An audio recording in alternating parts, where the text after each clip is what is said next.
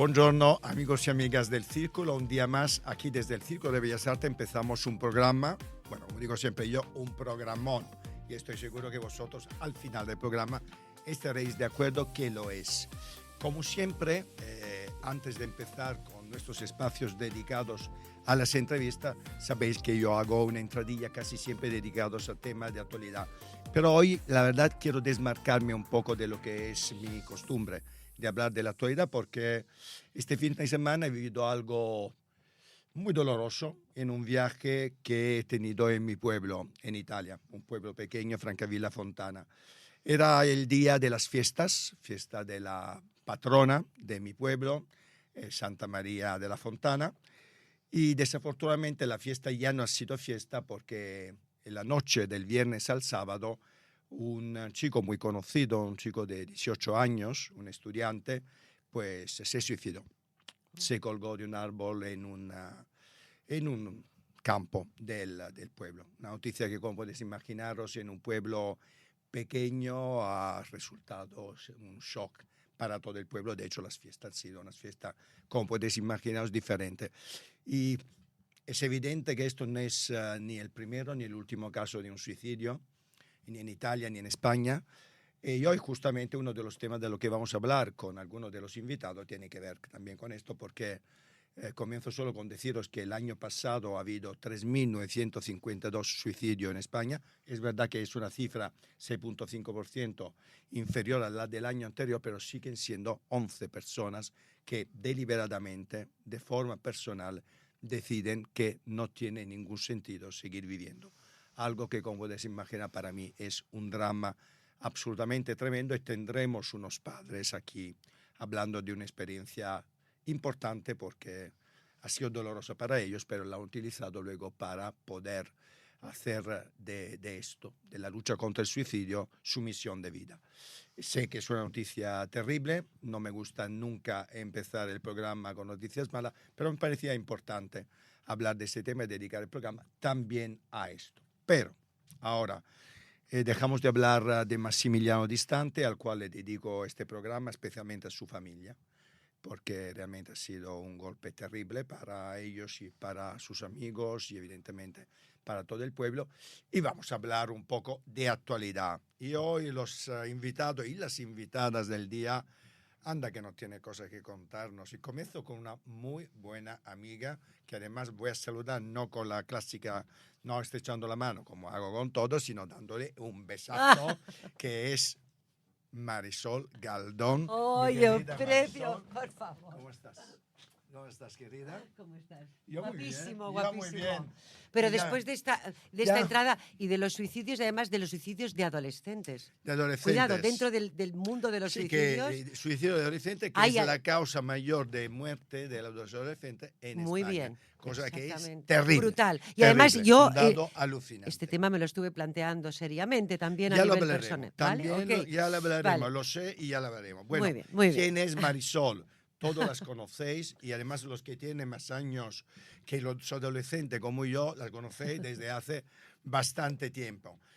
Marisol empezó en la radio, pero muy pronto se hizo súper conocida en el mundo de la televisión, en televisión española, con el mítico programa Plastic.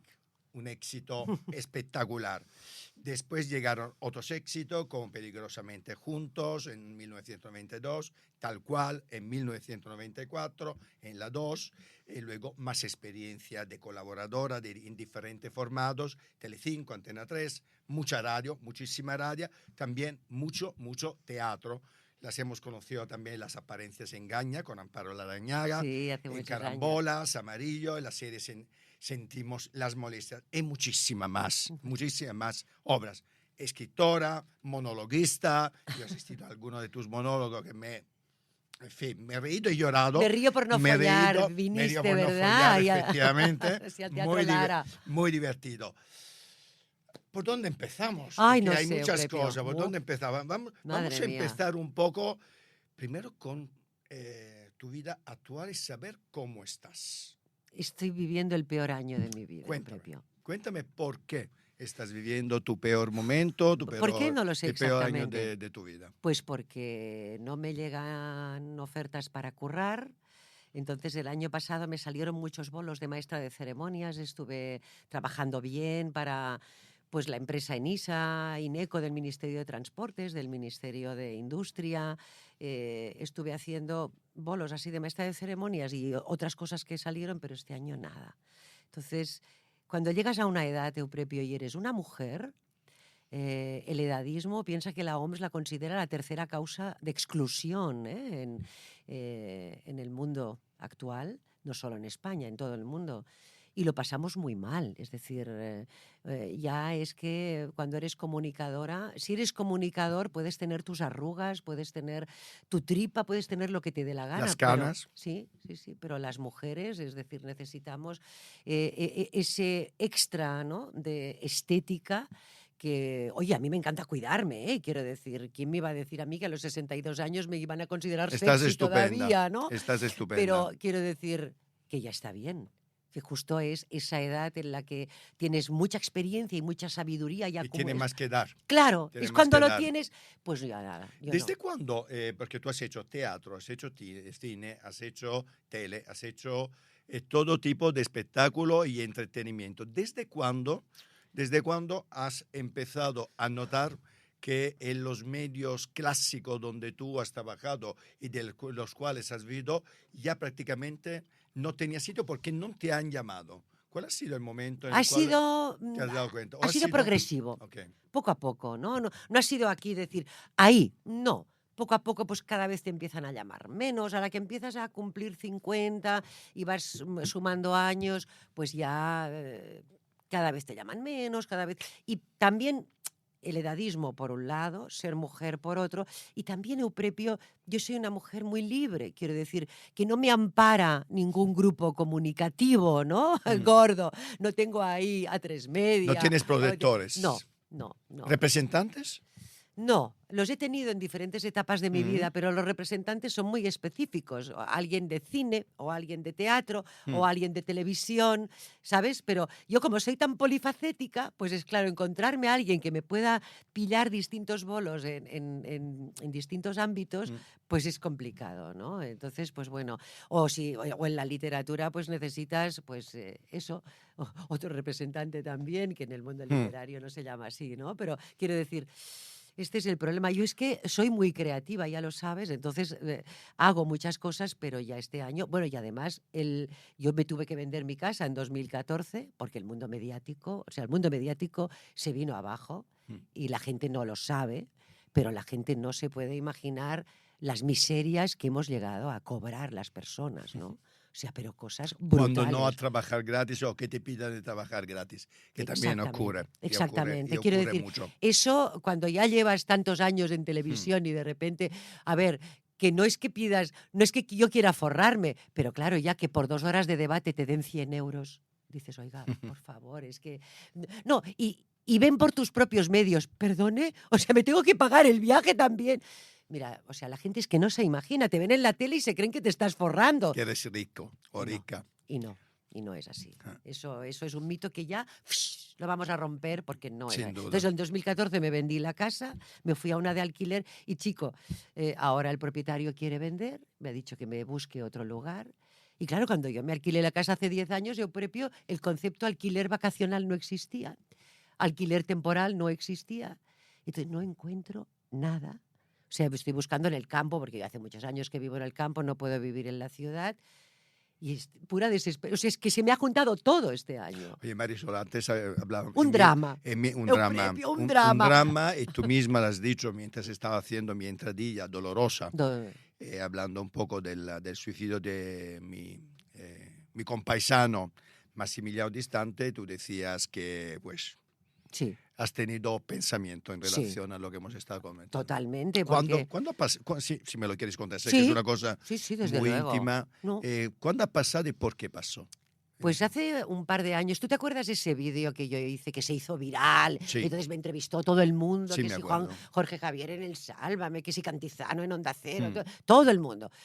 Pero trabajo poco, ¿eh? Mucha entrevista, pero trabajo poco. mm. Pues yo llego a un punto, yo me respeto a mí misma y me valoro y me aprecio.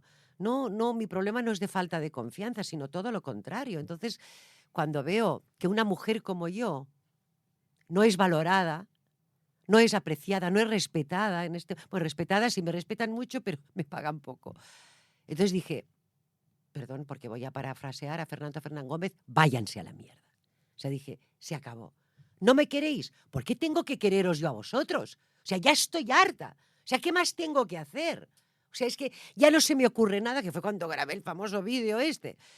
Porque es que era lo único que me quedaba. O sea, decir públicamente, miren, yo me llamo Marisol Galdón, puedo hacer esto, lo otro, si alguien quiere contratarme, porque es que necesito cotizar a la Seguridad Social, necesito comer y necesito pagar el alquiler y vivir una vida digna, por favor, ¿no? Pues me lo planteé muy seriamente. Pero ¿podemos hacer un poco de humor negro? Por supuesto.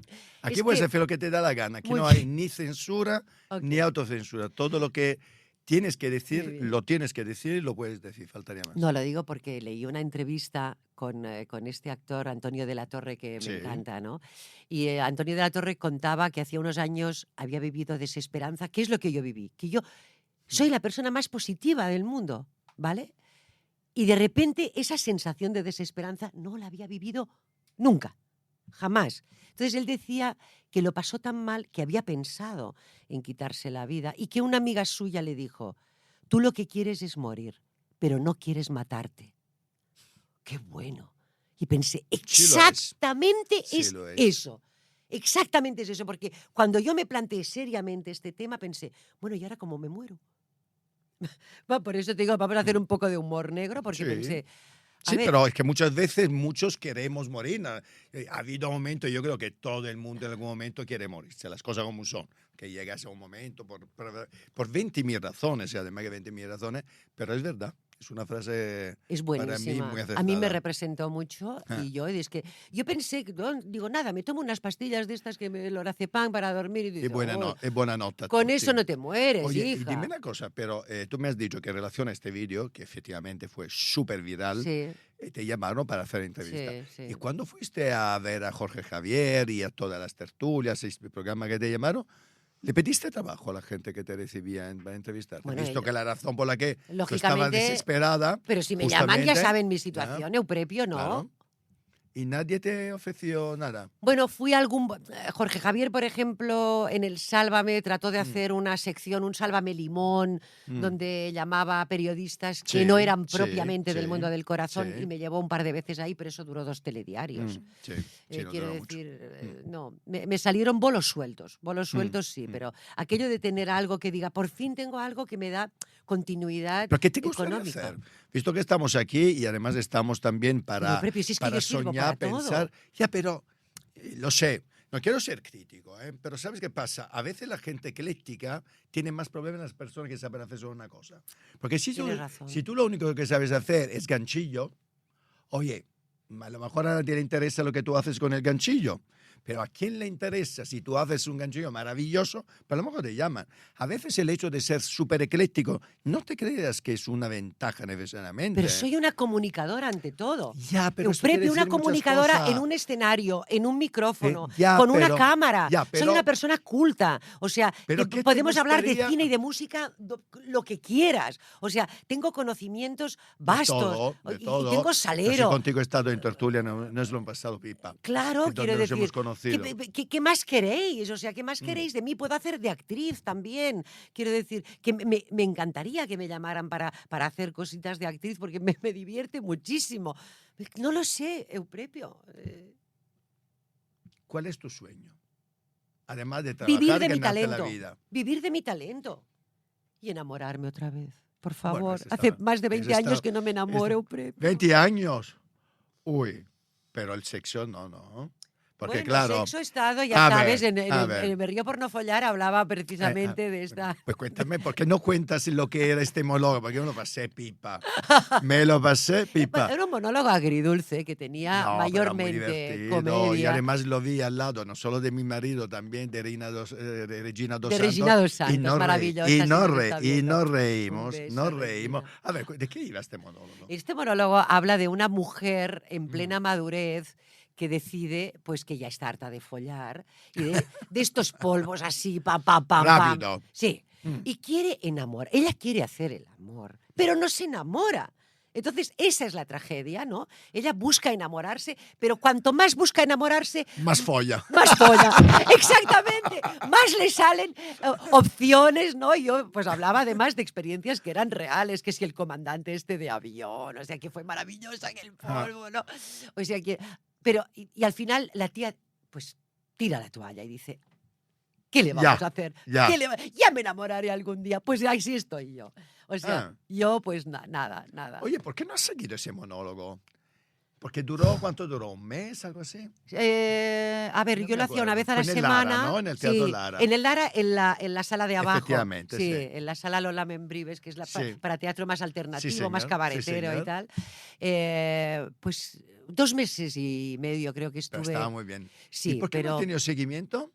a ver. ¿Poco público? No, público estaba bien. Hmm. Lo que pasa es que, bueno, pues el teatro se queda al 50%, luego tú ahí... No pues, era rentable. no es muy rentable. A ver, es que cuando la gente habla de monólogo se creen que es un monólogo de estos de la tele. Esto era 1 hora y media de teatro, Sí, no, era teatro. Eso era un monólogo Era de monólogo, tradición pero teatral. teatro, O sea, yo claro. cantaba, bailaba, reía, lloraba, me tiraba por el suelo. Sí, eras tú. Era Eras yo. tú. Un monólogo donde eras tú. Sí. Con tu vis cómica y tu vis Sí, trágica y sí. tu drama queen. Porque al final también eres muy drama Muy queen. drama queen, Oye, sí. ¿y cómo llegas en los últimos meses a OnlyFans? ¿Qué? Vamos a explicar qué es OnlyFans.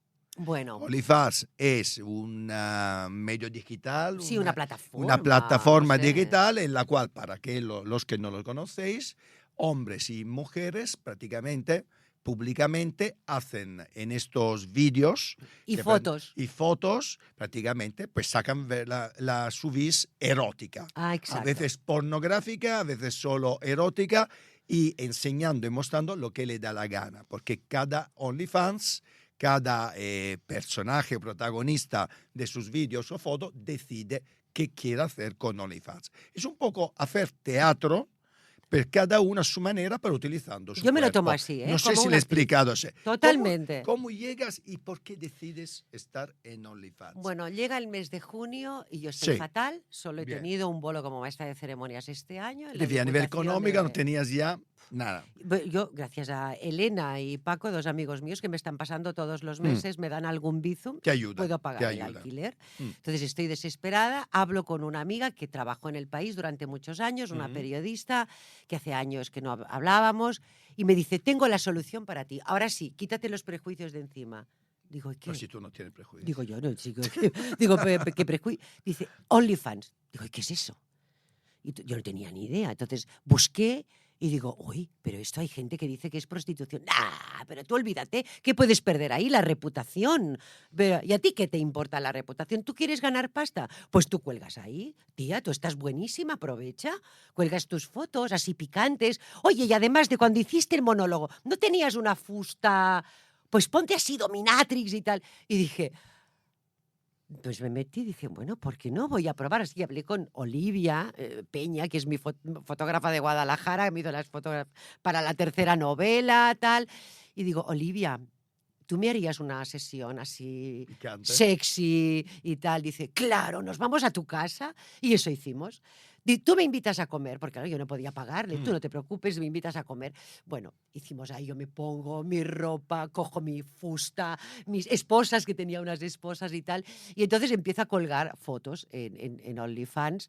Pero bueno, al principio, como eso, no me veía nadie, ¿no? La gente tiene que enterarse de que tú estás ahí. Claro. Entonces, mi amiga me decía, no, tienes que moverlo en las redes. Digo, es que me da un poco de cosa esto, moverlo en las Ya, pero redes. si no lo mueves, Claro, nadie dice, te pero ve. si no lo mueves y en las nadie te redes, compra. ¿cómo van a saber que estás Ah. ahí? Y vale, y así fue como fui poniendo Ah. cosas en las redes. Bueno, pues entonces me empezaron a salir seguidores, y hay seguidores que te hacen encargos privados, ¿no? Que no todos son eróticos o pornográficos. Yo tengo uno, por ejemplo, que es un smoke fetichist, y él me paga por verme fumar un pitillo. Qué maravilla. Eso le excita muchísimo. Ajá. Vale, pues bueno. Otro que solo hablamos de música. Pues él me da propinas de vez en cuando y tenemos Bien. conversaciones sobre música. Entonces, hay gente de todas clases. O Oye, sea, y a nivel económico te está resultando mis fans me rentable. están ayudando a Bien, sobrevivir. bien. Sí. ¿Estás contenta? Bueno, no es la ilusión de mi vida, Bien. porque yo puedo hacer muchas cosas, pero ahí me lo tomo como una actriz. O sea, Hmm. yo soy una Es actriz, lo que entonces es. me hacen un striptease. Vale, vale tanto, me lo pagas, estupendo. No me importa hacer un striptease 9 semanas y media. Entonces, Hmm. yo me pongo una buena música, yo escogía Etta James, ¿no? Que me gusta más, por ejemplo, ¿no? ¿Y qué le dirías a los que piensan o dicen que es prostitución? OnlyFans. Pues que están muy equivocados. Quiero decir que eso depende de cada persona, lo que haga con su perfil y lo que haga con sus seguidores. Eso ya cada uno que haga lo que quiera. Donde tú estés dispuesto a llegar, eso depende de ti. Quiero decir, es algo muy privado en lo que yo no me voy a meter. Pero bueno, asociar esto con la prostitución, esto es fantasía para empezar. O sea, OnlyFans es pura fantasía, es fantasía Sí lo es, erótica, sí lo es. no es nada más, o sea, ahí no estás en contacto con nadie. Es que, además, no hay servicio de videollamada. A mí mucha gente me pide videollamada, pues va a hacer una videollamada caliente. Es que no existe en OnlyFans. O sea, en OnlyFans solo puedo yo poner vídeos y fotos o audios, que yo juego mucho con mi voz también, Claro, ¿no? Porque claro. es una voz muy sexy, entonces juego con esto, ¿eh? ¿Te gustaría tal, tal? Bueno, ya está, pero yo no veo ninguna prostitución Oye, ahí. ¿no has tenido miedo cuando te sacaste o te subiste este perfil en OnlyFans que te pudiera perjudicar Sí, en tus otras facetas sí, profesionales, que de repente sí, gente que tenía una idea de tu perfil, de repente ha cambiado de idea? ¿Has sí, tenido ya alguna sí. anécdota Algún o disgusto, algún sí. disgusto relacionado con tu OnlyFans? Cuentan. Sí, sí. No me han dicho exactamente, no me han cancelado exactamente por estar en OnlyFans, porque estas cosas no te las dicen abiertamente, Hmm, Eupepio, ese es el problema. Pero en un país como España, de tradición católica, como Italia y hmm, como otros, hay una cantidad de prejuicios respecto al sexo brutal. hmm. Y que a mis 62 años, que soy una mujer liberada, que soy una mujer que hago lo que quiero con mi cuerpo, alguien pueda considerar que eso me anula como profesional, es que no hace más que producirme una tristeza absoluta. Y sí, me habían encargado ser maestra de ceremonias de un gran evento, Ujú, concretamente, pues no me acuerdo ahora, cómo es la delegación contra la violencia de género. ujú. Eh, y yo estaba entusiasmada porque era algo, pues, con mucho peso, se me iba a visibilizar en un contexto precioso. Yo soy feminista desde que era adolescente. Y de repente me llaman la semana pasada y me dicen que bueno, es que el evento iba a ser distinto de lo que pensaban y que ya pues no estaba claro, pero oigan, ya habíamos hablado por teléfono, me mandaron un Te ha mail, sonado excusa. me ha sonado excusa Y la has totalmente, relacionado a totalmente, tu perfil en OnlyFans. sí. Mm. Sí, porque fue justo, me entrevistaron en Televisión Española, en Socialité y en Divinity, para hablar del OnlyFans, y justo a la semana después me llaman para decirme esto. O sea, ¿qué me estás contando? Mm. Entonces me cogió un bajón brutal, No me extraña. Y dime una brutal. cosa, sexo, tú siempre, yo te he conocido y siempre te he visto a una mujer, como tú has dicho, muy liberada, ¿no? Totalmente, por favor, Eh, lo que nos ha costado ¿tú a las crees, mujeres. tú crees que estamos volviendo atrás Totalmente. en este tema? Mira, yo te decía, en 1926, Mae West, que para mí es diva absoluta, estrenó la obra Sex, escrita por ella misma, protagonizada por ella misma, en Nueva York. Se cumplen 100 años dentro de 2 años.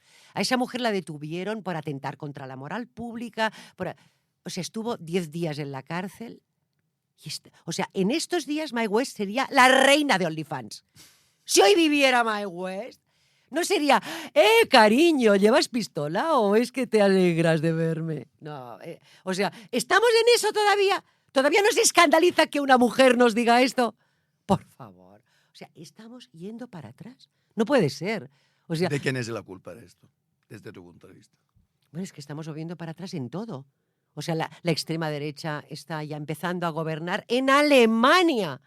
O sea, que era un país Lo está súper... intentando. En Alemania Bueno, ya tiene uno de los estados. Bueno, no ¿No van tiene a un gobernar. land de estos? Bueno, han ganado elecciones, pero Han ganado no van a elecciones. gobernar porque en Alemania tiene muy claro cuál es la línea Bueno, roja. pero te Y quiero el cordón decir, Euprepio. sanitario lo tiene muy claro que lo van a poner por el Bueno, momento. pero en Ya Austria veremos. están a tope, y en Y Polonia. en Italia, donde gobierna en la extrema Italia. Quiero derecha. decir, ¿qué mundo estamos generando? ¿De quién es la culpa? ¿De todos? Porque es decir, ¿De alguien tiene- todos? Mm. Te he interrumpido. No, Perdona, no, es que no, soy, no. No, volcánica. aquí hablamos y aquí hablamos a rueda libre, ¿no? Sobre estos temas. De todos, A Euprepio. mí me gustaría, ahora, nosotros siempre tenemos aquí algunos minutos de oro donde nuestros invitados dicen al público lo que le apetece. A mí me gustaría que tú, dirigiéndote al público, pero también a los representantes, productores, que prácticamente producen obras de todo tipo, desde teatro, televisión, que tú te dirijas a quien te da la gana y le pidas lo que te da la gana. Y luego yo me permitiré al final de darte algún consejo que ojalá sirva para algo. Bueno, nada, deciros que aquí estoy a vuestra disposición, que soy una mujer absolutamente encantada de trabajar y de poder generar a mi alrededor energía, entusiasmo y buenas vibraciones, y que me encanta la comedia, me encanta el drama y me gusta todo. O sea, soy además, aunque no lo parezca, muy obediente. Que pueda parecer que soy muy mandona, pero soy muy obediente y muy profesional. Cuando me dicen algo, yo me entrego a tope. Y decir a los jóvenes, por favor, nuevas generaciones, es decir, tenéis que aprender a quereros entre vosotros, a socializar más, porque vas por la calle, todo el mundo, lo estaba hablando antes con Miguel, todo el mundo está ahí encerrado en su mundo, en su pantalla. Tenéis que aprender a compartir más, a solidarizaros más, a decir qué os gusta, qué no os gusta, a luchar, a reivindicar. Por favor, no os quedéis en vuestra parcela dormidos, no. O sea, juntaros, haced cosas. Yo cuando era jovencita estaba en un grupo de teatro, estaba en la radio municipal de mi pueblo, estaba en un grupo anti-OTAN, estaba haciendo 1000 cosas. Eso es lo que nos falta, que dinamicéis y que seamos solidarios, ¿no te parece, Euprepio? Hombre, sin ninguna duda. Y en relación un poco al mundo del entretenimiento, hombre, yo no soy nadie para poderte darte consejos, visto que tú llevas muchísimos años que yo en el mundo del entretenimiento. Pero mira, yo creo que en la vida tú eres una mujer valiente en todas las facetas de tu vida, las y yo. Creo que a veces tenemos pudor. Sé que tú en muchas cosas no tienes, pero probablemente a veces no hay que tener pudor a pedir. Por eso te preguntaba antes si a Jorge Javier le pediste trabajo o a Cantizano, etc. A todo el mundo. Por supuesto que pedirle trabajo. Eso no se me caen los así, anillos y no tiene por que pedir caerte. trabajo en y absoluto. mira, así como nadie pensaba hasta hace pocos días, exactamente 8 días, que un producto como La Revuelta de Broncano pudiera funcionar en una televisión pública, todos consideraban que ese programa iba a ser un auténtico fracaso y está haciendo unas audiencias absolutamente brutales. Hombres, en la noche solo hay hombres, nos faltan mujeres, por favor, que también podemos hacer late nights las mujeres. Por supuesto. Y también puedo grabar audiolibros. Con esta, porque la gente me dice, con esta voz, por favor, radio, me encanta, audiolibros, o sea, todo esto, es que puedo hacer tantas cosas. A veces yo digo siempre que no hay que dejar de soñar. Gracias. No, es así, no hay que dejar de soñar, porque al final dejamos de soñar solo cuando los miedos tienen más peso que los sueños. Y en la vida esto Correcto. no podemos permitirlo nunca, y menos en el mundo del espectáculo. Por lo tanto, yo te deseo desde aquí, y desde aquí vas a tener una plataforma que te va a ayudar en todo lo que podamos. Ay, ojalá, porque yo te admiro y creo que necesitamos voces como la tuya, en la tele, en la radio, donde sea. Pero voces constantes de reivindicación y de entretenimiento y de todo. Por lo tanto, yo te deseo un mar de éxitos. Gracias. Oye, hay que ser optimista, yo soy optimista y ojalá que pronto nos veamos aquí anunciando un proyecto tuyo nuevo. Cómo me encantaría, Euprepio, de seguro verdad. que sí. Poder hacer entrevistas de nuevo. Además, yo soy muy buena entrevistando porque hago como Pero tú. ahí me quitas trabajo. otro programa, pero hago como tú, que generas un clima O sea, Sí, de confianza. exactamente. Entonces, la entrevista pasa a ser conversación. Pues haremos alguna entrevista esa es la juntos. clave. Haremos alguna entrevista juntos. Venga, un dúo. Prometido. Oh. Un besito, cuídate Un beso. mucho. Gracias, cariño, Chao. por invitarme.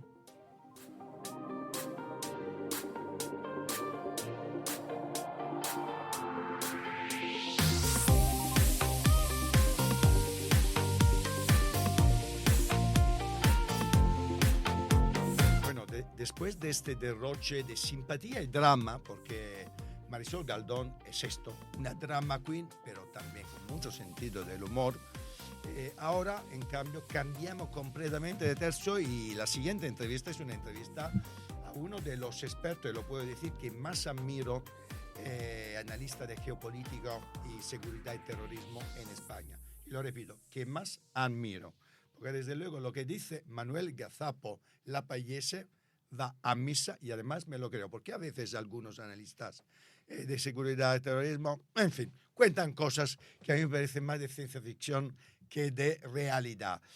Manuel, buenos días y además, yo como te decía antes de empezar la entrevista, ya no sé por dónde empezar.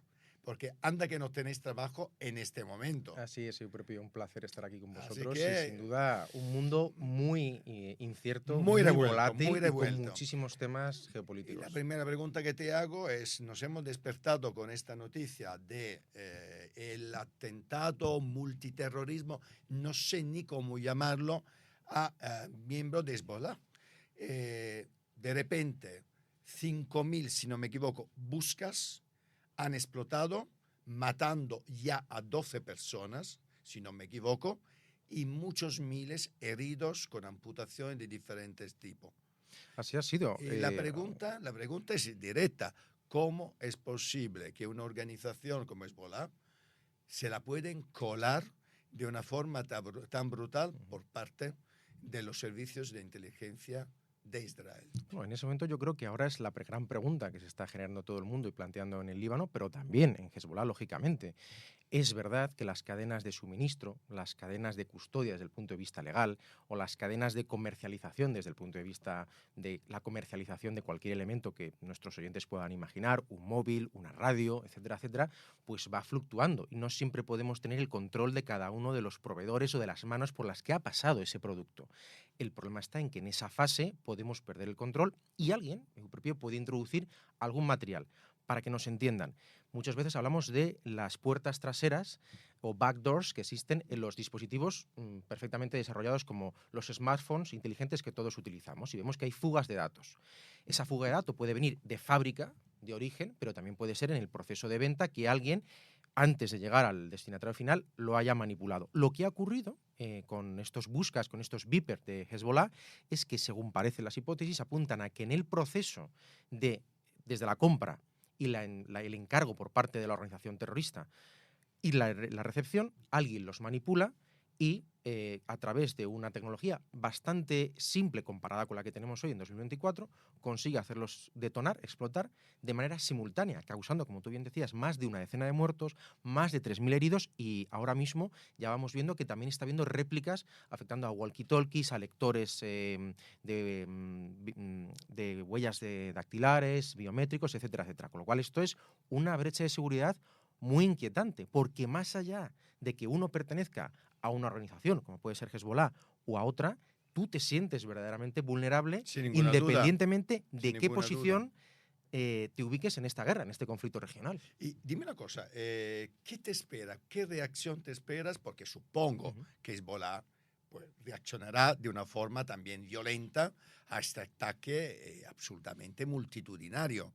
¿Qué reacción te esperas? Eso es lo que más me preocupa, porque ya llevamos viendo desde ese brutal ataque terrorista por parte de Hamás contra Israel, que no tiene ningún tipo de justificación y no paramos de insistir en ello. Y yo personalmente sé que hay muchas percepciones, muchos sentimientos con este tipo de cuestiones. Lo tratasteis recientemente también aquí en el podcast, en el programa, en una entrevista que yo recomiendo muchísimo con el representante de la Autoridad Palestina, que yo creo que fue una delicia para poder comprender la realidad geopolítica, y os doy la enhorabuena por ello, porque es importante escuchar todas las voces. Todas.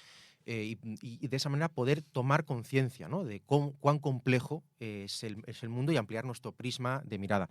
Yo creo que después de ese atentado, Israel reacciona de una manera que desde un punto de vista crítico o desde un punto de vista analítico de la seguridad no es quirúrgico, no es fino, y desde ahí se vuelve a arrancar, se vuelve a comenzar una oleada de un enfrentamiento que ya veníamos conociendo desde hace décadas, pero claramente mucho más fortalecido, mucho más agresivo, mucho más sanguinolento. Evidentemente, la reacción de este grupo terrorista que es Hezbollah, muy apoyado también por un amplio grupo de las personas que viven en el Líbano y también de la región, es decir, gente que está en contra de Israel, sin duda ese grupo tiene ahora mismo, por desgracia, la obligación de responder. ¿Y esto qué significa? Que vamos a continuar con una espiral de violencia donde verdaderamente lo que se acumulan son los cadáveres de gente inocente. Sin duda, porque más especialmente allá... en la franja de Gaza, Claro. donde hay ya más de 41.000 Correcto, con lo muertos. cual, entre esa guerra regional que está Israel contra Hamas, Israel contra Hezbollah, Israel contra Irán, los intereses de las guerras proxy, es decir, las guerras por delegación, los intereses geopolíticos de las grandes potencias, más allá de todo eso, lo que hay sobre el terreno son nuestros oyentes, somos nosotros si viviéramos allí, independientemente de que fuéramos Libia o Israel. Lo que está claro, muere la gente. Manuel, que desde hace ya unos cuantos meses, Israel, además de asesinar y provocar este genocidio en Gaza, en la franja de Gaza, también es verdad que sigue realizando acciones que no pueden ser no interpretadas como provocación a Irán, a Hezbollah, y creo que no hay que ser ciego para entender que esta provocación es para provocar un ampliamiento del conflicto. ¿O tú lo ves de forma diferente? Por desgracia, sí que coincido plenamente con tu perspectiva en que esto va a generar ya no solo un alargamiento, una extensión de este conflicto, sino un recrudecimiento de la forma de enfrentamiento de ambas partes. Lo que está claro es que, a mi modo de entender, y pues posiblemente equivocado para la perspectiva de otras personas, y para eso estamos aquí, para reflexionar y dialogar en abierto, es que la estrategia que está siguiendo Benjamin Netanyahu no es ni eficaz, ni es eficiente, ni es realista para acabar, con el terrorismo, de un tipo o de otro. Pero lo hemos vivido en Francia, lo hemos vivido en España y lo hemos vivido a nivel europeo y también en el mundo árabo-musulmán, luchando contra el Estado Islámico, contra Daesh, Al-Qaeda, Boko Haram, Jamaat al-Nusra, etcétera, etcétera. Quiero decir, luchar de esta manera contra el terrorismo puede ser comprensible y aconsejable en una escala de tiempo acotada y determinada. Esto sería un tema muy complejo que también hay que tratar. Pero apostar de forma constante por estrategias belicistas, lo único que consigues es generar un caldo de cultivo que se vaya retroalimentando.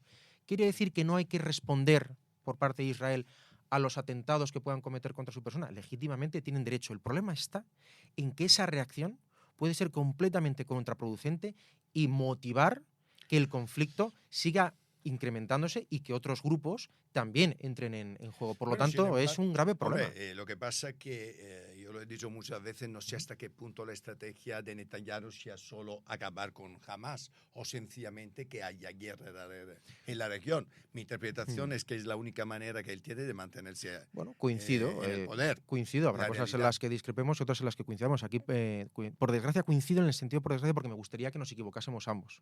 Creo que es una huida hacia adelante. Creo que es un político en una situación muy complicada, como ya se lleva analizando durante el último año, que todo lo que le rodea le está obligando a tener prácticamente un estado de emergencia constante para hacer frente a un conjunto de fronteras donde en todas ellas tiene conflicto, donde todo el mundo tiene una guerra abierta. Eso lo que genera al final es una situación en la que tú constantemente te ves obligado a sembrar el caos, a utilizar la inteligencia, que tiene un servicio de inteligencia extraordinario, referente a nivel internacional, pero muchas veces en el corto plazo, no en el largo plazo, para intentar atacar lo que se dice en inglés las root causes o causas profundas del conflicto. Si no hay voluntad de coexistencia por las dos partes también, o de convivencia, es imposible gestionarlo. Y esto tiene que hacer también un llamamiento a las propias autoridades israelíes. Fíjate, esto es complicado. Y es, teniendo en cuenta que desde el punto de vista tradicional de la polemología, que es el estudio de la guerra, sé que es muy difícil dar el brazo a torcer con la cantidad de víctimas que también tiene Israel en su lado.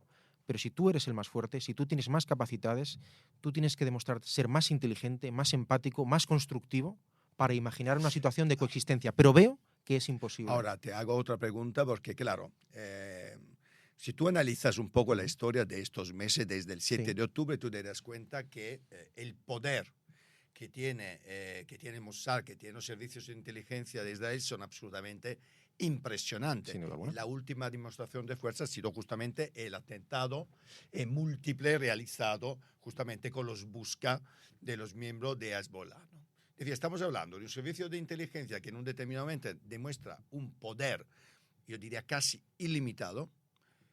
Y sin embargo, el 7 de octubre, cuando pasó la matanza multitudinaria por parte de Hamas, evidentemente los servicios de inteligencia no es que tuvieron una grieta, tuvieron, no sé si un sogadón absolutamente enorme. ¿Cómo es posible que se le pasara o que realmente Hamas pudiera hacer un atentado tan brutal sin que los servicios de inteligencia pudieran enterarse del tema? ¿No te parece una contradicción Sí, es de muy hechos, difícil. algo, yo diría, para mí, inexplicable? Es muy difícil de explicar, es muy difícil de razonar y es muy difícil de poder trasladar a la audiencia y a cualquier interesado, cualquier viandante, cualquier estudiante, cualquier persona que esta cuestión lo haya escuchado, hacerle una explicación de sujeto verbo predicado, es decir, de entender por qué A causa B. Es muy difícil. Podríamos hacer ahora un paralelismo con lo que ha sufrido Hezbollah.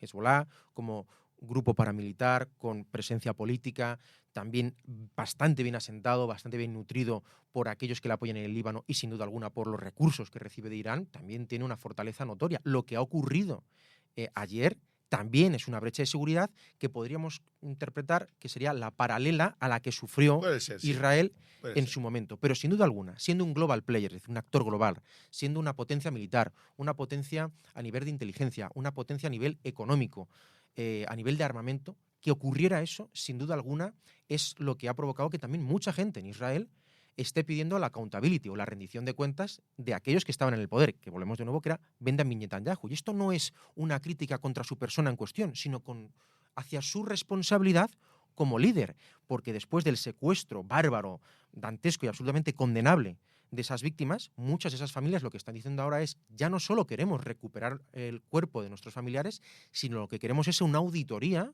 a De lo nivel que estatal pasó, de lo de que lo que pasó. pasó Necesitamos esos días, del por qué pasó. totalmente. Y eso es importante, porque si el Estado o los Estados ocultan cosas, que lo hemos visto, hemos vivido también, por desgracia, en España, situaciones, no digo parecidas, pero de alguna manera similares con atentados terroristas, es importante que no se oculte nada a las personas, porque un Estado democrático lo que tiene que autoexigirse es siempre la corrección, el aprendizaje y la transparencia de cara a la Oye, gente. y Manuel, a lo mejor te hago una pregunta un poco indiscreta o demasiado de mal pensado que soy. ¿En algún momento se te ha pasado por la cabeza que el gobierno israelí sí que sabía lo que iba a pasar el 7 de octubre?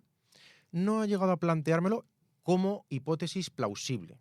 Quiero decir, con una hipótesis sólida sobre el terreno. Ahí hablaríamos del famoso concepto de un ataque, un atentado de falsa bandera. ¿Qué quiere decir un ataque de falsa bandera? Cuando tú mismo atentas o atacas contra ti mismo para justificar, es decir, euprepio. Tu reacción. Correcto, yo quiero enfrentarme a ti, yo Cosa no que ha pasado consigo. muy a Correcto, y ha menudo. ocurrido, ¿no? Yo quiero enfrentarme contigo, pero no consigo que tú me ataques a mí. Con lo cual yo finjo y digo a la audiencia del círculo que tú me has atacado. En realidad es un ataque de falsa bandera y yo ya tengo la excusa para. Lo he planteado, nos lo hemos planteado muchas personas, yo no lo he llegado a ver del todo plausible por todo el eco que estamos viendo ahora. Es decir, el cómo se ha desarrollado la guerra, el genocidio ahora mismo, que es como se tiene que llamar el genocidio de la Franja de Gaza, me parece que quizás en las primeras semanas podría haber sido una alternativa, pero ahora ya, por cómo se ha desarrollado el libro, la novela de terror, creo que no encaja con el que lo supieran y no hubieran hecho nada. Y a propósito de servicios de inteligencia con trabajo bien o mal hecho, es de actualidad también el último atentado, el segundo en 3 meses, a Donald Trump, el candidato republicano a las elecciones americanas. De nuevo la pregunta: ¿cómo es posible que se pueda perpetrar un atentado y que un segundo atentado prácticamente podía haber tenido éxito también contra Donald Trump? Bueno, Nada la más y situación nada es menos. bastante lamentable, evidentemente. Y cuando digo lamentable no es por una cuestión de criticar, sino es una cuestión de analizar. La situación no está siendo buena en Estados Unidos, pero nunca lo ha sido para ningún candidato. Recordemos la cantidad de atentados que ha habido contra todos los presidentes o candidatos a, Sí, a la señor. presidencia de los Estados Unidos de Y América en su breve asesinados. historia. Y asesinados. ¿No? La situación del primer atentado contra Trump es muy seria. Estuvo a punto de morir y evidentemente cualquier líder político de cualquier potencia, independientemente que sea republicano, demócrata o de cualquier posición, evidentemente tenemos que estar condenándolo y apoyando a cualquier persona, insisto, que pueda sufrir ese tipo de ataques. Esto que estamos diciendo, Eusebio, puede parecer una obviedad, pero no lo es tanto porque el caldo de enfrentamiento, la polarización que existe en Estados Unidos, no avala ni dice lo que estamos tú y yo comentando ahora. Es decir, hay gente que celebra y dice que poco faltó para que asesinara a Donald Trump. Si eso hubiera ocurrido, hubiera sido una catástrofe para el hegemón mundial, para la principal democracia internacional, ¿no? Es decir, para lo que se suele decir la policía global, que a día de hoy no debería serlo, pero sigue siendo Estados Unidos. Ahora tenemos un segundo atentado, un fallido, en el campo de golf. Podemos plantear, como también sabemos en España, que garantizar la seguridad de cualquier ciudadano, de cualquier político, de cualquier gran figura, al 100% es imposible. Por otro lado, podemos plantear que en ese campo de golf, las hectáreas a proteger con los diferentes círculos concéntricos de seguridad que muchas veces se plantean, pues es más difícil. Cuanto más acotemos el espacio, más protegidos podemos estar. De ahí que los mítines sean siempre una zona, un punto rojo muy frágil para cualquier campaña política en países con alta polarización y alta violencia. Sin duda alguna, esto ha de hacer pensar mucho a Joe Biden, todavía presidente de los Estados Unidos de América, para proveer de mayor seguridad a Donald Trump y que aquellos que le apoyan, que están en su derecho de apoyarle, claramente no coinciden con mi perspectiva desde el punto de vista político, después de haber vivido en Estados Unidos, que no pasa nada por trasladarlo. Allí, por ejemplo, se tiene mucho la costumbre propio de cuando uno está impartiendo las masterclass, presentarse como demócrata o republicano, que es una cosa que cuando yo estoy viviendo allí me sorprendió y es una cosa para naturalizarla y no tener Por supuesto.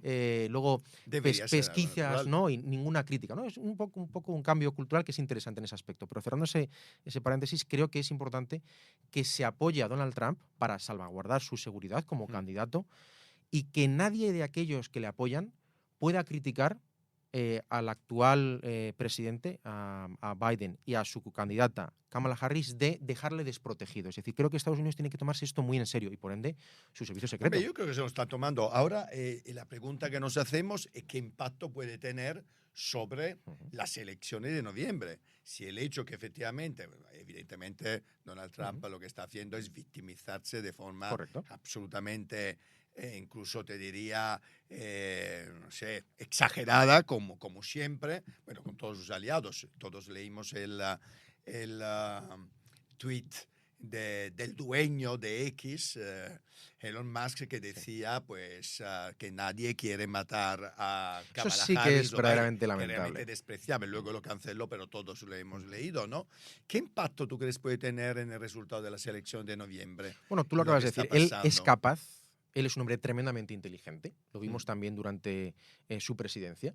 Esto no quiere decir que no sea una persona que genere enfrentamiento dentro de sus propios conciudadanos. Él vive de ese enfrentamiento, de esa polarización, pero es una persona inteligente porque no da puntada sin hilo a nivel económico. Es una persona que tiene una visión también a nivel de mercado interno. Recordemos cómo mucha gente le sigue apoyando porque revalorizó muchas zonas del cinturón de acero que Estados Unidos tenía absolutamente abandonadas. Es decir, hay que ser también objetivo y al César lo que es del César, ¿no? Que diríamos.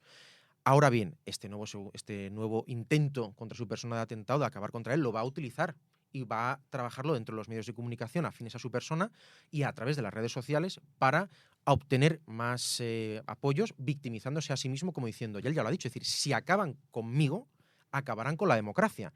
Que justamente lo dice, con todo el respeto, un personaje que por la democracia, fuera del despacho Oval, no ha hecho demasiado. Y yo me explico. Dentro del despacho Oval podemos cuestionar sus decisiones, pero se ha comportado durante los 4 años, bueno, pues como un político más. Fuera de esa Casa Blanca, fuera de ese despacho Oval, él ha sido el artífice de generar uno de los elementos, una de las anécdotas, una de las fechas más deplorables de la historia de los Estados Unidos de América, que fue la toma del Capitolio, con lo cual se demostró como una persona tremendamente irresponsable, sin ninguna duda. Elon Musk. Yo soy un gran usuario de Twitter y creo que, por desgracia, lo que era la plaza pública donde podía haber debate, con sus fisuras, con sus problemas, con sus perfiles falsos, sus bots, es decir, con ese ruido que hay también que había en Twitter. Ahora en X, esas medidas yo las echo en falta y creo que lo que está haciendo Elon Musk, sembrando esa politización de la red social, es muy peligroso, porque ese tuit en el que tú bien señalabas, ¿no? Y nadie está intentando asesinar a Kamala Harris, es una incitación a la violencia. Es una provocación. En un país donde todo el mundo, Eupropio, tú bien sabes, y lo saben también nuestros oyentes, donde el acceso a las armas, por suerte o por desgracia... Todo el mundo tiene armas, de hecho hay más armas que personas. Correcto. Y saltando de crisis en crisis, te digo que aquí, no, desde luego en este momento, no faltan crisis internacionales. Vamos a Venezuela, donde se ha abierto una crisis más a nivel diplomático entre Venezuela, la dictadura de Venezuela, y no tengo ningún problema a llamar Nicolás Maduro dictador, y España, y donde han sido secuestrados 2 ciudadanos españoles, entre otros, visto que hay también un belga, si no me equivoco, secuestrado, con la excusa que eran espías del CNI. Una película más de un régimen dictatorial que, por desgracia, lleva ya muchas décadas, muchos años asentado en Venezuela. Venezuela es un país muy plural. Venezuela es un país que también estaba conformado por muchos españoles que en su momento emigraron o migraron para allá. No tenemos que olvidarlo. Es un país muy rico culturalmente, es un país de gente extraordinaria. Yo tengo la oportunidad con Universal de viajar mucho, pues, a Latinoamérica, especialmente a México, Colombia, Costa Rica, Ecuador. Y luego recientemente he podido estar en Perú, es decir, pero no he podido, aunque lo he deseado y lo he solicitado, poder entrar a Venezuela. ¿Por qué no se puede entrar a Venezuela? Evidentemente era el momento del proceso electoral, para dar contexto a nuestros oyentes, con lo cual yo no iba acreditado de ninguna manera, ¿no? Con lo cual, evidentemente, la posibilidad de entrar pues eran mínimas. Pero bueno, ya no solo por el hecho de hacer turismo, sino poder coger el pulso a la situación. Me encontré con un no por respuesta inmediato. Bien, visto lo que está ocurriendo ahora es, de nuevo, que igual que hablábamos antes con otros países que están en la parte del Golfo Pérsico, hablábamos de la zona asiática, de Gaza, de Israel, de Netanyahu, bueno, vemos que en otras latitudes del mundo también hay huidas hacia adelante y vemos que Nicolás Maduro se enroca en el poder para no salir del mismo. Persigue una y otra vez a la oposición. Tenemos a Edmundo González ahora mismo en España, con la polémica política también que se ha producido. Pero yo pienso una cosa muy fácil. La vida de esa persona, de este candidato, estaba en peligro. Por lo tanto, ¿cómo no va a pedir asilo? Váyase en España o en otro país. Es decir, tenemos que entender también que uno no puede seguir haciendo oposición si está muerto. Es verdad que salir del país rebaja mucho las expectativas de aquellos que quieren intentar... Poder, ¿no? Correctamente. Pero ¿Cómo va a acabar la situación desde el punto de vista? Si te atreves a hacer una previsión. Yo creo que el pueblo, esto lo llevamos diciendo también mucho tiempo y no ha ocurrido, pero cada vez la temperatura va increciendo dentro de esa especie como de, ¿cómo poder llamarlo?, de cocina donde todos los fuegos ya están hirviendo, toda la gente, no hay un chef que tenga control, y esas ollas a presión están a punto de estallar. Y es ese caldo social que ahora mismo ya no tiene, por la inflación o por muchas otras cuestiones, seguridad ni económica, ni seguridad sanitaria, ni garantía de vida, de futuro. Por lo tanto, lo que yo creo que lo que se va a convertir es en un estado fallido, porque va a haber un momento en el cual esa mecha que ya está prendida acabe estallando. ¿Puede haber guerra civil? Posiblemente. Por desgracia, ojalá no, pero hay un momento en el que ahora mismo la gente estamos viendo que sí toman las armas algunos de ambos bandos, y en ambos bandos también se está intentando que no se llegue a ese punto, pero ojalá. Por supuesto puede llegar. Pero porque esa es uno analiza la situación y claramente es una posibilidad muy cercana, por desgracia. Pues Manuel, no tenemos más tiempo, pero sí tenemos el minuto de oro que todos nuestros invitados tienen, así que yo te pediría de dirigirte a la cámara y decir todo lo que tú consideres oportuno al público. Pues propio, muchísimas gracias por la oportunidad de invitarme. Siempre es un placer estar en un espacio donde se puede dialogar de manera abierta, de manera democrática y plural. Y yo invitaría a todos los que escuchan El Círculo que piensen por sí solos. Nunca hay verdades absolutas. Hay que elaborarse opiniones propias escuchando a todos aquellos que ustedes tengan alrededor, como puede ser, un ejemplo, esta radio, donde hay perspectivas, opiniones y sensaciones y sentimientos. Y de esa manera poder poner en crisis todo lo que escuchamos, al menos en mi caso, desde el punto de vista de la geopolítica, las relaciones internacionales, que es un mundo con mucha hipocresía, con muchas mentiras, con mucho ruido. Es un mundo muy gris donde ustedes, si escuchan y ponen en crisis las verdades absolutas que les digan, posiblemente puedan encontrar los puntos cardinales a través de los cuales orientarse. Y nada más. Muchísimas gracias. Pues Manuel, nos vemos prontito porque seguro que seguiremos necesitando tu opinión para hablar de un mundo que está en crisis y muy revolucionado. Muchas gracias. Un placer. Muchas gracias.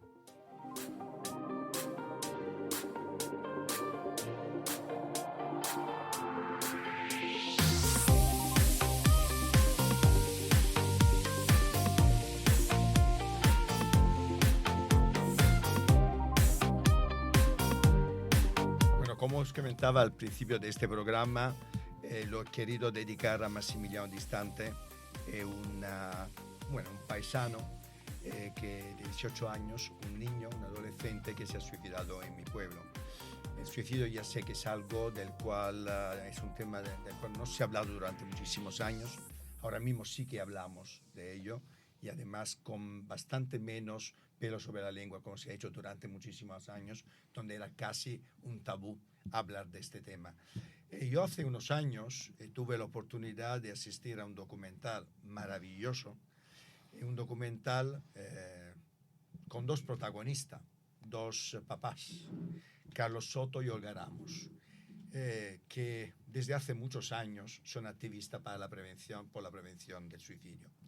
Son una pareja luchadora, inspiradora, de buena gente, padres de Arianna, que se quitó la vida en 2015. Y desde ese momento trabajan incansablemente mientras viven su duelo para ayudar a otros y acompañarlos en su dolor y a superar. Yo creo que es muy bonito escucharlos porque yo digo siempre que cuando pasa algo así duro en la vida, cuando se te muere un hijo o una hija, cuando por razones X un hijo se suicida, yo creo que es imposible que tu vida sea igual al antes. Pero también es verdad que se aprende a convivir con el dolor, un dolor que nunca se supera. Y yo de esto quiero hablar con Carlos y con Olga, que agradezco mucho que estéis aquí. Os conocí en ese documental sobre Arianna, que a mí me conmocionó de forma increíble. Y me gustaría primero saber cómo estáis ahora, porque han pasado unos años, vosotros seguís con vuestra obra, con vuestro trabajo incansable, y me gustaría saber cómo estáis, qué estáis haciendo, en fin. ¿Cómo estamos? Bueno, pues estamos mejor, claro, que hace 10 años, después de muchísimo trabajo con psicólogos, con psiquiatra y sobre todo con los grupos de ayuda, ¿no? Que es lo que hacemos ahora sobre todo. Dirigimos grupos de ayuda para supervivientes y, bueno, y damos charlas, todo lo que nos piden que sirva para evitar esta lacra, ¿no? social de estos 11 personas al día en España y que parece que nadie se atreve a ver, aunque vaya a empezar ahora un plan del que supongo que hablaremos. Y estamos, pues bueno, tenemos todavía nuestros días, porque esto es un duelo que no sabes por qué, de repente una mañana te levantas y vuelves otra vez a preguntarte qué es lo que no vi, qué es lo que no hice, y tienes que parar y decir, a ver, todo Después lo que he de aprendido. tantos años seguís preguntando alguna vez. Claro. Sí, claro. Es que creo que eso va a ser así toda la vida. Quiero decir, el dolor después de casi 10 años ha cambiado, se ha transformado. Por supuesto, no es como los primeros 2, 3 años. Ha costado, quiero decir, nunca pensé que iba a decir esto al cabo de casi 10 años. Hemos recibido muchísima ayuda. Esto es muy importante decirlo y yo, por donde voy, lo digo. Hemos tenido la gran suerte de dar con personas, psicólogos y psiquiatras que saben del tema y han sabido hacer posvención con nosotros, que es lo que ya se puede hacer con los supervivientes, ¿no? Lo anterior es la prevención de la ideación suicida, cuando ya nos ha sucedido, las personas que somos pues supervivientes de esas personas que se han ido por suicidio, que nos denominan supervivientes de suicidio, bueno, hemos hecho muchas cosas para poder llegar a este punto sin saber hasta dónde íbamos a poder llegar, porque al principio no sabes dónde tienes ni tu mano derecha ni tu mano izquierda, muchísimo menos la cabeza, ¿no? Y bueno, evidentemente estamos pues un poco mejor. El dolor no es igual, se ha transformado en muchas otras cosas de las que hablaremos, pero la tristeza está siempre, porque Ariadna nos va a faltar siempre. Quiero decir, Ariadna la pensamos yo cada momento del día. Hay días, como dice Carlos, que te levantas y te asaltan esos porqués, esos sisis que siempre durante 2 años largos yo pensaba en bucle, que estaba absolutamente embuclada, no salía de ahí, ¿no? El por qué lo hiciste, por qué no me dijiste nada, cómo, Isis y por qué. ¿Por qué? Porque buscas respuestas. ¿Os habéis dado alguna respuesta en ese sentido? Bueno, siempre tratas de mirar, de hablar con los amigos, Sí, con el tiempo, ¿qué es lo que hemos sabido? Pues que ya cuando estaba en cuarto de secundaria, pues una profesora la machacó durante el año. Primaria. Una profesora la machacó. Y seguramente en ese momento lo que hizo fue quitarle la autoestima, porque ella se volcó en estudiar matemáticas para contentar a la profesora y ella le quitaba el recreo. Bueno, la insistió mucho. Seguramente ahí lo que fue es eso, esa falta de autoestima. Con el tiempo, cuando surgía cualquier problema, pues una amiga que le traicionó un par de meses antes, pues se conoce que todo eso hizo que se cayera, ¿no? Pero claro, en definitiva son las cosas de la adolescencia, ¿no? Y yo siempre digo, un poco también por descargar, porque los padres nos culpamos mucho, ¿no? Es muy difícil que nosotros veamos las cosas porque estamos todo el día con ellos. Entonces, un adolescente, claro que se encierra mucho en la habitación, claro que guarda secretos, claro que tiene mal genio a veces. Eso es lo normal, es muy difícil notarlo. Aún así hay que estar pendiente, ¿no? Pero bueno, a ella le decíamos, no tenemos libro de herramientas. Y ahora también decimos, tampoco ellos tienen libro de herramientas para los padres. Entonces tenemos que hacer ahí un combi y trabajar juntos, ¿no? Y habéis mencionado el plan, ¿no? Este plan con el que se quiere, ¿no? De alguna forma trabajar, prevenir. ¿Qué se puede hacer desde la experiencia que habéis vivido, desde este activismo de superviviente que lleváis desde hace 10 años trabajando incansablemente? ¿Qué se puede hacer para que realmente se pueda reducir este número de suicidio? Que realmente a mí cuando pienso, es verdad que el número siempre es horrible pensar en algo así como un número, pero el número es brutal. Pensar que 11 españoles todos los años, en no sé cuánto en el mundo, deciden de forma absolutamente voluntaria quitarse la vida porque ya no quiere vivir por 20.000 razones diferentes, es algo que a mí siempre me deja no solo tristeza, te deja un poco en shock, ¿no? Y olvidamos que hay 11 cada día que lo consiguen, pero hay 20 que lo intentan cada día, ¿no? Sí, y si no es hoy, será mañana, ¿no? Y 20 cada día es muchísima gente, ¿no? No van a ser esos 11 del día, pero van sumándose a lo largo. El plan, ¿qué se puede hacer? Pues mira, tomárselo en serio. Hay que tomárselo en serio, que sean los expertos, de verdad expertos en el tema, no todos los que empiezan ahora a aparecer y dan charlas por 30 euros de prevención y nunca han trabajado en ello, ¿no? Gente que de verdad conoce, porque esto no es un juego, ¿no? Esto no es un tema para ganar dinero, es un tema para cuidar a los que tenemos a nuestro alrededor, porque nos puede tocar a cualquiera. Y sobre todo eso, 2 veces ya se presentó el plan y bueno, lo echaron atrás. Espero que esta vez se pongan todos de acuerdo. Nosotros tenemos sabes que trabajamos con un grupo de gente experta en todos los campos de la psicología, fuerzas de seguridad, trabajadores del SUMA, bueno, y entre ellos un psicólogo de la pública, Miguel Guerrero, que es un sabio y que tiene un corazón de oro y está volcado al 100%, y bueno, parece que va a ser uno de los que va a estar ahí. Y esperamos que su criterio, que es muy, muy justo, pues ponga un poco firmes las cosas. ¿Y cuál es el objetivo del plan? ¿Qué se quiere conseguir? Pues supongo que será un poco como el que se hizo en Madrid, el plan que hizo la Comunidad de Madrid, que yo tuve el honor de que me pidieran que lo revisara. Es muy completo, está muy bien y es cubrir un poco todas las áreas, ¿no? Prevención en las escuelas, eso es un tema Fundamental. tremendo porque los padres no nos permiten dar charlas, son los que ponen pegas por el miedo que tienen Ni los y eso es tremendo. directores de los colegios e institutos. Hay mucho ¿A qué miedo. tiene miedo? ¿A que haya un efecto llamada? ¿A que de alguna forma puede ser algo negativo que atrae incluso a los chicos? ¿A qué se tiene miedo a hablar con los adolescentes de este tema? Ellos nos dicen que es porque luego se les pueden pedir responsabilidades, ¿no? Nosotros siempre insistimos, a ver, vosotros no sois psicólogos, sois profesores, lo único que podéis es observar y avisar a la familia si hay algo. Y es preferible equivocarse y decir, oye, le noto raro. Bueno, se habla con el chico, va a un psicólogo o no, y no pasa nada. Perfecto, no ha pasado nada. Pero tienen ese miedo, y el miedo que tiene todo el mundo a enfrentarse a la palabra suicidio. A decir, mejor este tema, te decía, los padres no suelen acudir y nos ponen pegas para que lo hagamos porque no quieren oírlo. Dicen, no, si no sé nada, no me va a pasar. Y esa es la equivocación.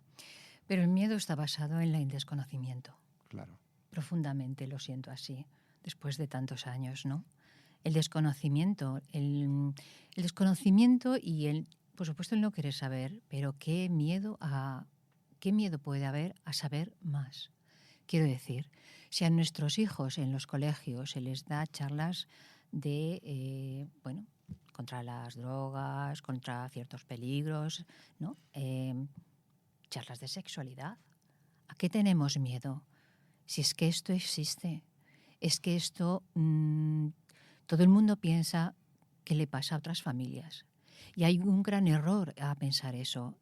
A las personas que por desgracia nos ha tocado que se suicide un ser querido, no somos personas raras, no somos familias raras, somos familias absolutamente normales, que hemos tenido una pérdida porque un ser querido se ha suicidado por el motivo que sea. Hay que decir que el suicidio es multicausal, no es ni la última cosa, ni la penúltima, pueden ser, y lo son, un conjunto de cosas que pueden, aunque en un momento, el momento sea el clic, ¿no? Y se cometa el acto, pero afectan muchas otras cosas que están dentro. ¿Pero miedo a qué? Si lo único es, queremos dar formación en las escuelas y en los institutos, porque un profesor está muchas más horas que nosotros en casa con nuestros hijos. El profesor conoce a nuestros hijos de una manera que nosotros seguramente no les conocemos, porque en casa, están con nosotros y sabemos cómo son, pero allí se relacionan con otros niños, tienen sus propias luchas, sus amigos y no amigos, acoso escolar, el bullying, casos. Celos, primeros amores, muchos otros comportamientos que en casa no vamos a ver. Si el profesorado está mínimamente formado en qué cosas hay que ver, qué detalles, qué sesgos, un gesto, algo que de repente no les cuadra, el comportamiento de ellos ha cambiado con respecto a antes, se viste diferente, se comporta diferente, está más triste, más para adentro. Son una serie de pautas que mínimamente con que se sepa en la docencia se pueden detectar muchas cosas. Esto nosotros cuando lo hemos comentado y en algunos sitios que sí que hemos podido dar formación y que el instituto del colegio y curiosamente algunos colegios religiosos nos han llamado para dar formación a la docencia, han sabido detectar casos. Lo han puesto en conocimiento, esos niños están atendidos y no ha pasado nada.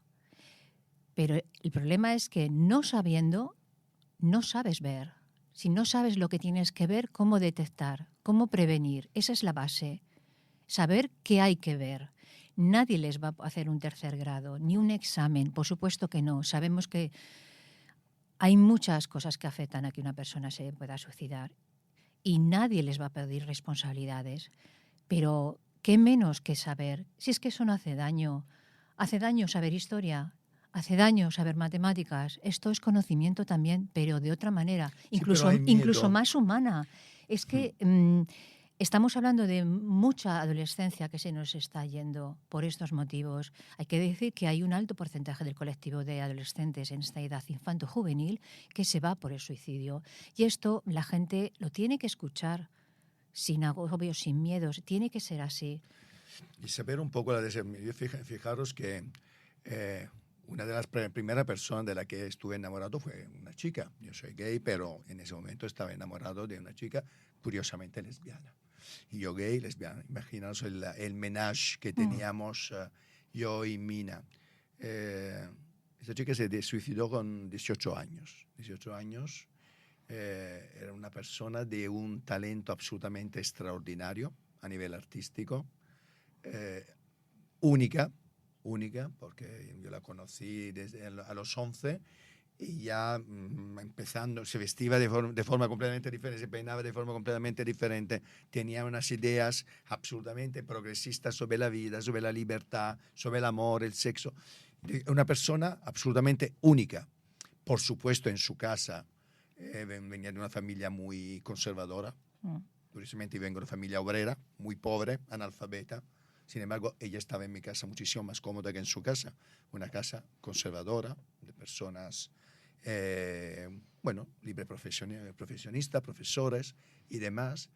Y es curioso cómo yo siempre le he visto como una persona muy especial, pero muy especial incluso en decidir si quería vivir o no, si le merecía o no vivir.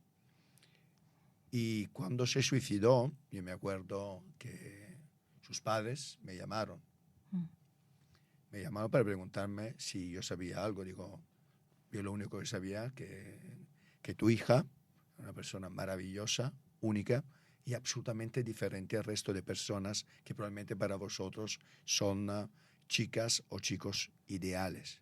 Probablemente nunca se han sentido como vuestra hija, nunca se ha sentido querida. La verdad que por supuesto desde ese momento no he vuelto a hablar con ellos, como podéis imaginar, no porque quería culpabilizarlos, pero es que muchas veces nos olvidamos que las personas también tenemos la posibilidad de quitarnos la vida. Yo lo digo claramente, todos. Y es un momento, es un chip. Por supuesto. Y las causas pueden ser absolutamente... no sé. Antes preguntabas, ¿hay respuestas? Pues mira, yo te voy a ser sincera, para mí no. Yo todas mis preguntas no he obtenido ninguna respuesta y dejé de preguntarme ya hace mucho tiempo. Quizá, mira, cuando yo dejé de preguntarme, dar vueltas a esos sí, a esos porqués, cómo es posible, justo ahí es cuando... no sé cómo lo hice, pero también es verdad que hemos recibido muchísima ayuda psicológica y psiquiátrica, mucha terapia y claro, todo eso te va ayudando en el camino del duelo, que el camino del duelo por suicidio es extremadamente duro. Yo siempre digo que los duelos no se pueden comparar, pero el duelo por suicidio es uno de los más duros de pasar. Está categorizado como, como crítico en algunos casos para algunas personas, ¿no? Yo desde ese momento que me dejé de preguntar, dejé de estar embuclada y salí un poco de ahí. No quiero decir que, como dice Carlos, no te preguntas de vez en cuando porque, claro, muchas veces pasas por una tienda, ves una cosa que sabes que le gustaría. Yo me he visto con una camiseta en la mano después de años, de coger y entrar en una tienda, ver una camiseta, cogerla y quedarme como cuando decidía... Con el impulso de comprarla para tu hija. Sí, porque es lo que hacía. Veía una camiseta, me gustaba y decía, esto a Ariadna le va a gustar. Y llegaba y le gustaba. Me decía, ¿pero por qué me compras tantas cosas? Pues porque me gusta, porque creo que te gusta y, sí, me gusta. Pues fenomenal. Y impulsos así que no puedes dejar de hacer, que las manos, los pies se te van, tu actitud te lleva... Claro que la tenemos muy presente, con tristeza, claro, pero también ya de una manera más pausada, porque gracias a esas terapias, a esa ayuda psicológica que nosotros hemos podido tener y dar con las personas adecuadas, formadas, sabiendo de lo que tienen entre manos con nosotros en el tema del suicidio, de los supervivientes del suicidio, pues lógicamente, bueno, el camino del duelo ha sido duro y yo siempre digo que no es lineal, tiene sus altibajos. Se habla de unas fases, pero no pasas por la 1, la 2, la 3 y la 4. Puedes saltar, puedes saltar y puedes dar 5 pasos para adelante, 3 para detrás, 2 para adelante, 7 para atrás. Es decir, supongo es así. que también a nivel de relación de pareja os ha cambiado, como no puede ser de otra forma. Claro. ¿Cómo lo habéis vivido? ¿Habéis tenido la sensación o en algún momento os habéis aislado en vosotros mismos? ¿Cómo habéis vivido vuestra relación de matrimonio? Pues mira, tuvimos la suerte, después de un tiempo, de dar con una persona que nos ayuda a entender una frase muy sencilla, pero que no se te ocurre, ¿no? Que es cada uno lleváis vuestro duelo, ¿no? Y es algo que incluso todavía... Es algo de pareja. Claro. Cada uno lo lleva pero de una forma diferente. Al final haces tantas cosas juntas que no piensas o automáticamente funcionas como si el duelo fuera el mismo. Y tienes que recapacitar y decir, bueno, a ver, los dos queríamos a la misma persona, estamos sufriendo lo mismo, pero cada uno tenemos una historia detrás que nos hace trabajar de una manera el duelo, ¿no? Todavía hay muchos días que nos levantamos y recordamos, cada uno lleva nuestro duelo, ¿no? Si hay algún conato de charla inconveniente, decir, no, es que yo puedo estar en 2 pasos más adelante hoy y ella no, y al revés, ¿no? Y entonces lo vemos distinto y hay que recapacitar. Eso es lo que nos ha ayudado mucho. Evidentemente, decías al principio, cambia para ser distintos, eso lo tenemos muy claro. Somos personas absolutamente distintas. Yo tengo que decir, a mí me ha servido para aprender, yo he aprendido muchísimo de mi hija cuando vivía y después, muchísimo. Yo he aprendido a decir no después de que mi hija se ha ido. Ha provocado ese cambio de poder decir a gente, aunque la quiera mucho, decir no quiero verte porque me haces daño, y a hacer cualquier cosa, decir no. Parece una tontería, pero es que decir no es muy difícil, es muy difícil. Y yo lo digo siempre, ¿no? Yo he perdido el miedo y la vergüenza después de perder a Ariadna, y con ello ha venido mucho, como digo, aprendizaje. Sí, el duelo en pareja es un temazo.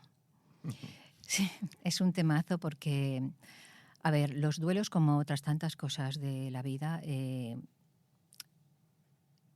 se pasa, se vive con ello de la misma manera que afrontamos otras cosas de la vida. Es decir, según el afrontamiento de cada persona y cómo cada uno se enfrenta a las cosas, así también se enfrenta al duelo. Por eso hay muchas formas de duelos, ¿no?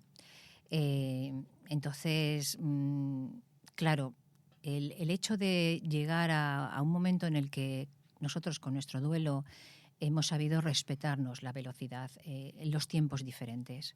Yo creo que eso ha sido muy importante. Creo que es muy importante para todas las parejas y no cabe duda que este es digo que es un temazo porque, bueno, cuando se te suicida un hijo es un tema que hay muchas parejas, hace que se separen. Y pueden tener más hijos, por supuestísimo, ¿no? Pero, a ver, el suicidio en una familia, en la pareja y con más hijos. En nuestro caso no tenemos más hijos, Ariadna era hija única, pero claro, es algo que te puede dividir absolutamente. Y entonces yo creo que nuestro gran logro, nuestra victoria en este sentido, por decirlo de alguna manera, es que nos hemos respetado muchísimo los tiempos. Perdóname que diga. Vamos a decirlo claro, la mayoría de la gente es muy fácil acusarse y culpabilizar al otro, ¿no? Todos tenemos cosas que hacemos distintas. Sí. Es muy fácil que en ese momento de dolor digas, bueno, es que tú le permitías hacer todo o no le permitías nada o te empeñabas en que comiera espinacas. Todo puede ser un tema de discusión. Nosotros ahí hemos sabido, a lo mejor porque siempre hemos hablado mucho los tres, nosotros dos y los tres, frenar ese momento de decir, vamos a ver, puede que se te vengan ideas a la cabeza, pero tienes que pensar. Yo sé cómo Olga quiere a su hija. Claro. Supongo que ella pensará lo mismo, ¿no? ¿Y eso habéis no es fácil. estado en algún momento aquí sentados o enfrente a chicos, adolescentes que habían intentado suicidarse para hablar con ellos? Mucho. ¿Qué le habéis Mucho. dicho cuando habéis estado con estos chicos y chicas que lo habían intentado? ¿Qué palabras le habéis dicho para, no sé, para convencerle que la vida merece la pena, probablemente? Mira, en todas las charlas que damos a jóvenes en colegios, siempre hay alguno, evidentemente. Sobre todo, recuerdo algunos colegios donde han venido todos los alumnos de primero y segundo de bachillerato. Siempre hay algunos, sabemos que siempre hay, ¿no? Nosotros estamos muy pendientes de, cuando contamos la historia de Ariadna, con muchísimo cuidado siempre, siempre hay alguien que se levanta llorando y se va, ¿no? Y ahí ya rápidamente vamos a avisar al orientador o al profesor, ahí hay algo, estar atentos. El hecho de que nosotros contemos la historia les abre mucho los ojos. Mira, me estaba acordando, yo tengo una amiga que es directora de cine y acaba de hacer un cortometraje en un instituto y cada alumno les pedía que plantearan el problema que ellos tenían y que lo contaran, ¿no? Y uno de los chicos ha tenido varios intentos de suicidio y le dijo, yo lo que quiero contar es que me acabo de dar cuenta, ahora tiene 18 años, me acabo de dar cuenta de cómo sufriría mi familia si yo lo hubiera hecho. Que me parece maravilloso, ¿no? Sin ninguna duda. Y ella, bueno, estuvo consultando para ver cómo tocar el tema. Digo, es que eso es lo que les va a llegar. Eso, porque es la historia de alguien como ellos y la va a contar con sus palabras. Y eso es lo que tratamos, ¿no? De acercarnos y de decirles, bueno, a ver, sabemos que... Antes me estaba acordando de una cosa que yo digo siempre, cuando Ariadna iba al instituto, en un momento hicieron un curso para padres, ¿no? Que debía llamarse para madres, porque el único padre era yo, siempre van madres, los padres nunca pueden pedir permiso en el trabajo para ir, pero bueno, ese es otro tema. Y a mí me tocó el último para hablar y la primera pregunta de la psicóloga era, ¿cómo recordáis vuestra adolescencia? Eran más o menos de mi edad, ¿eh? Y yo estaba alucinado. Todas las mujeres que había delante, como 10, habían tenido una adolescencia maravillosa. Y yo decía, ¿qué pasa? ¿Solo mis amigas tenían que cambiarse de ropa en la escalera, maquillarse en la calle, tener broncas por llegar a las 9:10 a casa? Porque yo tengo una edad y se llegaba a las 9 a casa. Y son las únicas que sufrían. Vosotras todo lo habéis tenido bien. Y la psicóloga me decía, es que a la mayoría de adultos se les olvida la adolescencia. Y ese es el error. Ese es el gran error. Porque cuando más aprendemos y cuando además todo lo que nos pasa se queda Se en olvida. nuestra vida. Y es la forma de acercarnos a nuestros hijos, no decirle, mira, cuando yo tenía tu edad, pues me enamoré del hombre o de la mujer que iba a ser ya para toda la vida. Y a los 10 días me abandonó. Y yo creí que me quería morir, porque el 99% hemos tenido algún momento en la juventud que hemos dicho, Sin no ninguna quiero duda. vivir.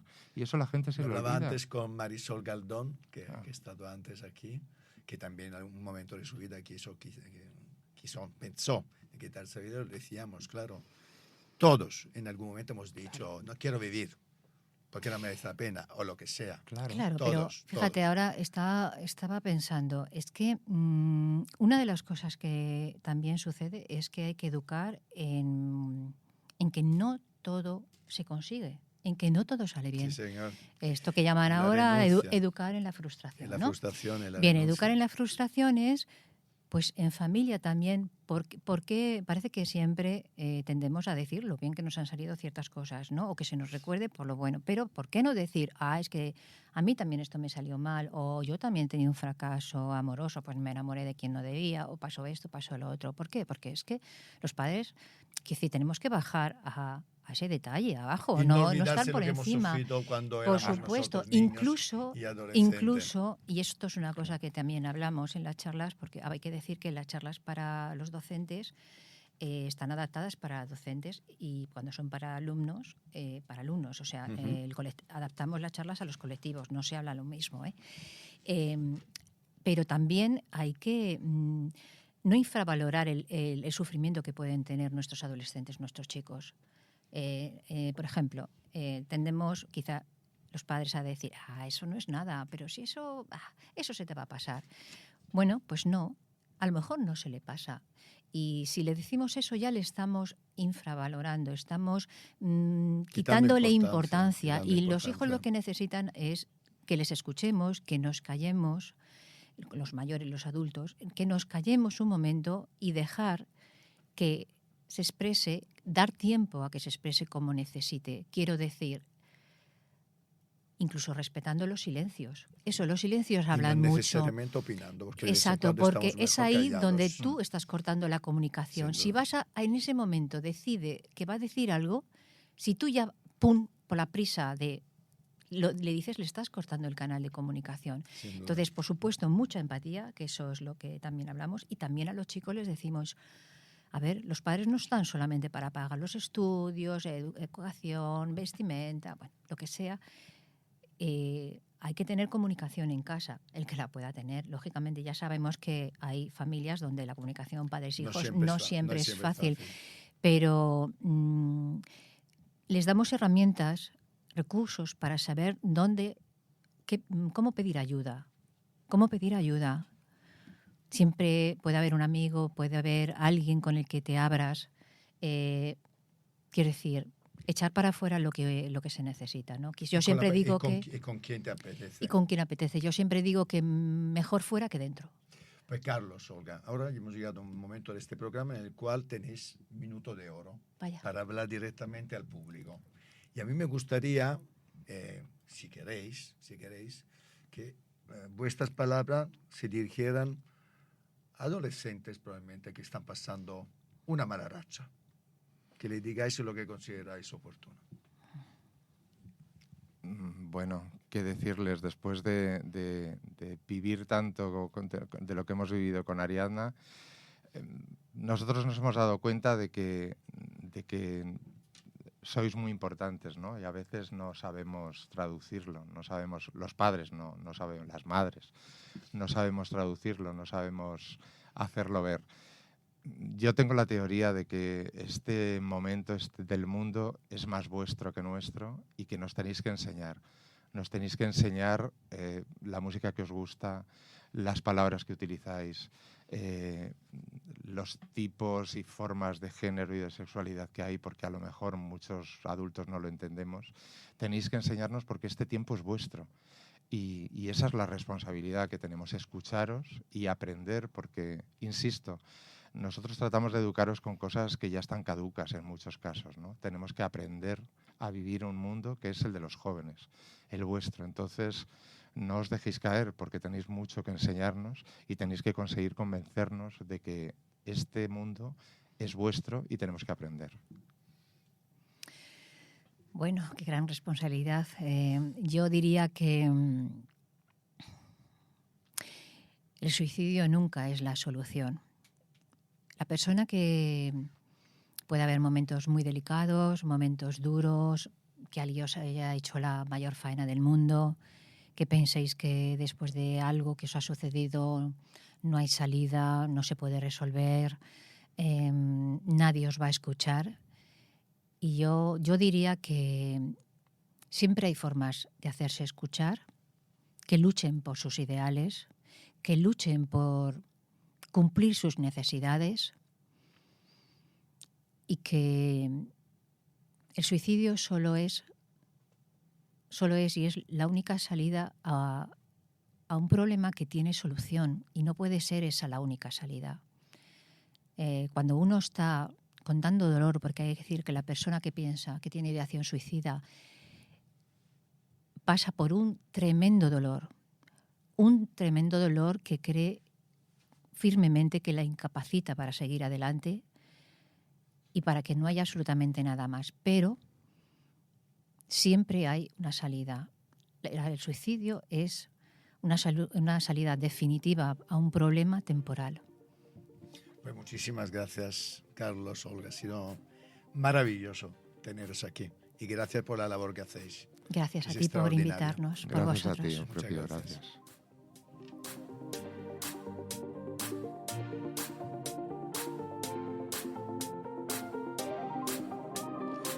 Bueno, hoy, como habéis visto y escuchado, un día muy intenso, temas que a veces no nos gusta comentar, pero hay que hacerlo también, porque también hay que hablar en la vida de temas duros que no nos gusta ni comentar, ni reflexionar, ni escuchar. Pero ahora, cómo no, ha llegado el momento de Miguel Ángel San Juan y de nuestro círculo en colores dedicado a la diversidad.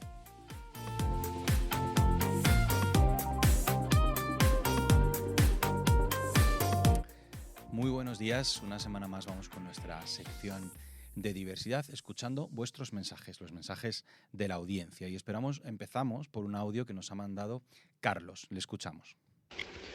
Bueno, mi pregunta mi comentario básicamente va referido a lo que es la discapacidad, ¿no? Concretamente discapacidad visual. Yo tengo discapacidad visual y como usuario de bastón, pues he sufrido agresiones tanto físicas como verbales en la calle debido a que hay un estigma social en el que simplemente llevar un bastón es porque estás totalmente ciego. Entonces, mi pregunta es, ¿por qué a día de hoy hay tanto desconocimiento cuando en España hay muchas sedes y fundaciones específicamente para personas con discapacidad visual? ¿Por qué no hay esa propaganda en la calle y por qué a día de hoy no se da ese conocimiento a través de vallas publicitarias o incluso hasta de la misma televisión? Muchas gracias, Carlos, por tu reflexión. Lo primero que te tenemos que decir es que desde aquí condenamos, por supuesto, cualquier tipo de agresión, bien sea verbal o física, y mucho más cuando se trata de una agresión totalmente injustificada hacia una persona que tiene discapacidad. Hay que generar mucha más conciencia, efectivamente, sobre lo que significa tener discapacidad visual y que no todo el mundo que lleva un bastón es totalmente ciego. De hecho, hay diferentes tipos de bastones. Hay un bastón blanco, que es para las personas ciegas. Hay un bastón que es blanco y rojo, rayado, para las personas sordociegas. Y hay un bastón verde para las personas con baja visión. Y es importante que la sociedad sepa esto para que en el momento de encontrarse a una persona con un bastón por la calle, sepa cuál es la discapacidad que tiene esa persona y cómo acercarse a ella. Entidades como la ONCE o como CERMI, del que hemos hablado aquí mucho, y otras tantas hacen un trabajo fantástico en este sentido, con servicios y apoyo destinados a mejorar la vida de estas personas y también visibilizando su situación, pero evidentemente no es suficiente. Hay que hacer muchas cosas más y falta un compromiso, como bien decías, por un lado de los medios de comunicación, y por eso nosotros hablamos de esto aquí, porque nos parece que estos temas tienen que estar en los medios, y también mayores campañas de sensibilización por parte de la administración pública. Porque además no hablamos de un pequeño grupo de personas. En España hay cerca de 1 millón de personas que tienen algún diagnóstico relacionado con la visión y 70.000 que son completamente ciegas. Incluso hay estudios que apuntan a que el 80% de los adultos tenemos o vamos a tener algún problema de visión, de salud ocular. Con lo cual es algo que nos puede tocar a todos en algún momento a medida que nos hacemos mayores. Así que no podemos dar la espalda a esta situación y considerar que no es rentable o que no da audiencia. No puede ser, porque visibilizar esto puede cambiar la vida de mucha gente y hay que seguir denunciándolo como tú has hecho. Así que mucho ánimo, esperamos que no vuelva a pasar, que no te vuelvan a agredir por este motivo y que sea la última vez que nos llega un mensaje tan duro como este. Vamos a escuchar ahora a otro de nuestros oyentes, a David, que está luchando, nos dice, por una buena salud mental y que es una persona con discapacidad homosexual. Le escuchamos. Me llamo David Soria Fernández y soy gay. Yo estoy luchando por una buena salud mental. Y mi caso es que yo tengo un problema de salud mental. Muchas gracias, David, por poner sobre la mesa un tema como este tan importante, un tema que sigue siendo tabú, por desgracia, en nuestra sociedad, que es el de la sexualidad de las personas con discapacidad intelectual y con enfermedad mental. Estas personas tienen derecho, por supuesto, a disfrutar de su sexualidad como el resto de la población. Es un mito eso de que no tienen sexualidad y también lo que dicen en ocasiones que hay algunas personas con discapacidad que la tienen demasiado desarrollada. Esto no es así. El problema es fundamentalmente que en ocasiones no pueden disfrutar de ella por su propia situación física, por la superprotección familiar que impide que tengan espacios de intimidad suficientes o bien por los prejuicios sociales que dificultan que puedan encontrar parejas sexuales. Pero hay que hablar de esto mucho más y muchas de las entidades que trabajan con la discapacidad todavía no abordan estos temas y creemos que esto es un error. Creemos que no se pueden perpetuar estos tabúes, estos estereotipos, y entidades como Plena Inclusión, de la que también hemos hablado aquí, tiene publicaciones interesantes en este sentido, orientadas especialmente a permitir que las personas con discapacidad conozcan su cuerpo, se acepten y se puedan expresar. Porque ahí entramos en otro problema en el que David ponía el foco. Él decía que es una persona gay. Las personas con discapacidad también son heterosexuales, bisexuales, homosexuales, por supuesto que lo son, y en ocasiones sufren una doble discriminación por ser una persona con discapacidad y gay, como es el caso de David. Así que gracias por tu lucha en favor de la salud mental y por hacerte visible como persona homosexual y lanzarnos este tema para que lo visibilicemos desde aquí. Nada más, sabéis que podéis mandarnos vuestros audios, como han hecho Carlos y David, al 629-979-904, y la semana que viene os daremos respuesta desde aquí.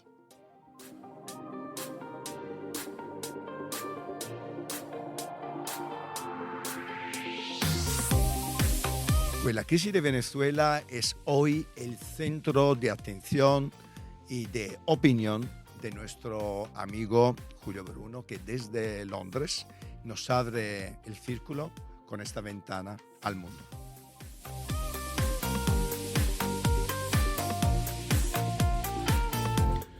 Hola Euprepio y amigos del Círculo Independiente. Hoy os traigo un tema que está muy en boga en España y en la Unión Europea en estos momentos, que es Venezuela. Un país al que yo he tenido la suerte de visitar durante muchos años, por trabajo y también por placer, un país maravilloso, lleno de recursos, lleno de gente increíble, que desgraciadamente, en mi opinión y la de muchos, ha ido involucionando hasta la dictadura que es hoy. Y en esto para mí no tiene vuelta de hoja, es una dictadura.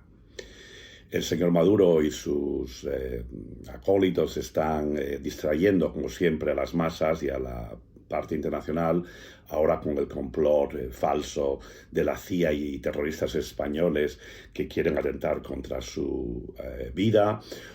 También es una distracción, vienen con armas, enseñando, estas son las armas de la CIA en el Parlamento, y hasta ayer que se ha votado en la Asamblea Nacional de Venezuela romper relaciones con España, ese gran imperio que desde hace 200 años nos han dejado, pero que siguen mandando aquí.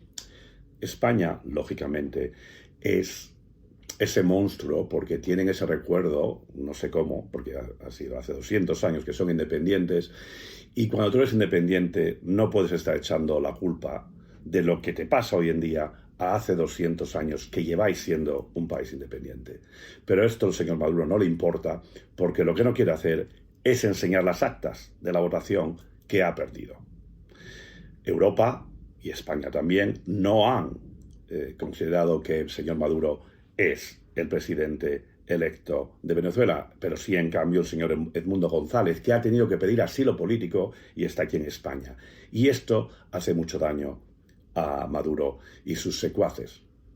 Desgraciadamente, como es una dictadura, la reflexión que tengo es, bueno, en una dictadura lo que haces es propaganda, es echar la culpa a los demás, en este caso España o Estados Unidos, que son sus dos monstruos preferidos para, pues eso, lo que hace, el pasarse horas y horas hablando en la televisión, intentando convencer a los pobres venezolanos que no tienen otra mejor información de que sus males, los males de Venezuela, no son por el terrible mal gobierno dictatorial del señor Maduro, sino que son problemas por el gran imperio americano de Estados Unidos o el otrora imperio de España. Señor Maduro, lo que tendría que hacer usted es intentar negociar una salida pacífica para usted, para que su país vuelva a ser ese gran país que es y siempre ha sido, y que solo usted lo ha convertido en lo que es hoy. Las imágenes que hemos visto estos últimos años de hambre, de pobreza, con más de 7 millones de venezolanos que se han tenido que ir de su país. Pero ¿a quién quiere usted dar lecciones? Efectivamente hay un problema en Europa ahora, pues declarando o no las elecciones de Venezuela como libres, que claramente hasta que no se vean las actas sabemos que no es así. Yo no sé si le estarán ahora reescribiendo las actas o no sé lo que estarán haciendo para intentar justificar al mundo que no, que él es el legítimo presidente. Y en esto estamos perdiendo el tiempo que el ciclo de las noticias cambie y que no se vuelva a hablar de él y se instale y se siga instalando como dictador plenipotenciado para el resto de sus vidas. Y mientras tanto, ¿quién sufre? Venezuela y los venezolanos. Y desde aquí os envío muchísimo cariño, mucha paciencia y espero que entre todos los países podamos ayudar a Venezuela a ser de nuevo un país libre, que no lo es. Muchas gracias.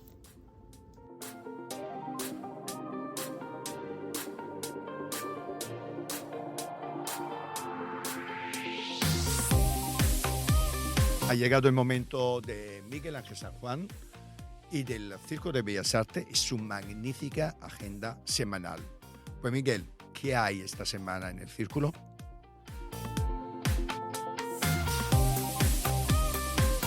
Una semana más vamos allá con la agenda cultural del Círculo de Bellas Artes. En 2 minutos, no os podemos contar todo en 2 minutos, vamos con los hitos principales. En primer lugar, el lunes 23 a las 7 de la tarde, en el marco del Korea Sound Festival, el Centro Cultural Coreano en España presenta a 2 talentosísimas artistas coreanas, Dason Baek y Dal que exploran una música nueva, una música diferente a través de instrumentos tradicionales de allí, de su tierra, coreanos.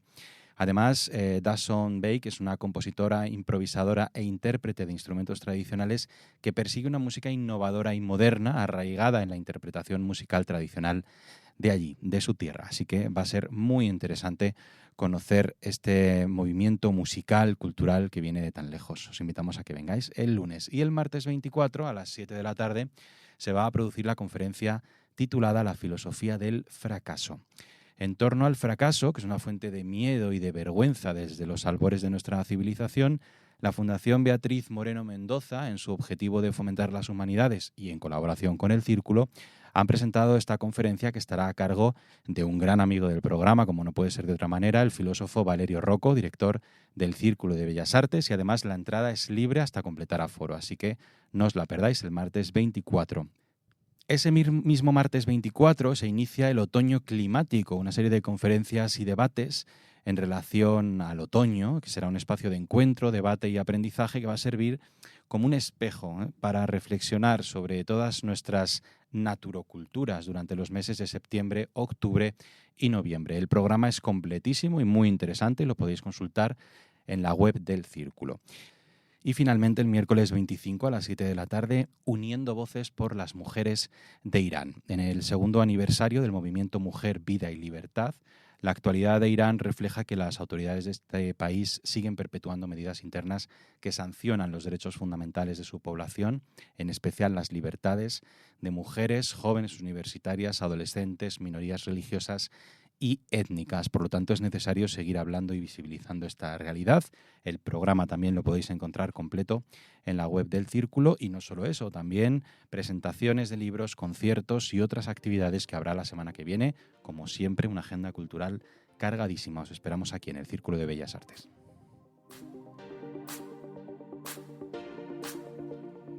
Queridos amigos y amigas, ha sido un día durísimo, complicado, a la vez maravilloso.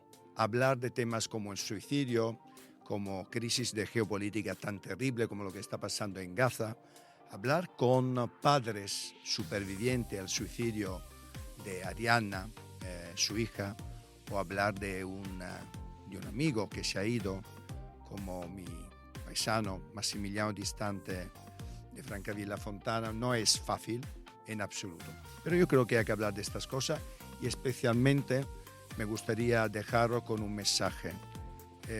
Sé que muchas veces en la vida pasan cosas durísimas, a veces dolores que no son superables, pero también es verdad que creo que tenemos casi la responsabilidad o el deber de buscar razones a nuestra vida. Yo creo que la vida es un regalo, todos estamos aquí de paso y tenemos que intentar encontrar siempre razones para vivir e intentar ser felices, incluso cuando es complicado.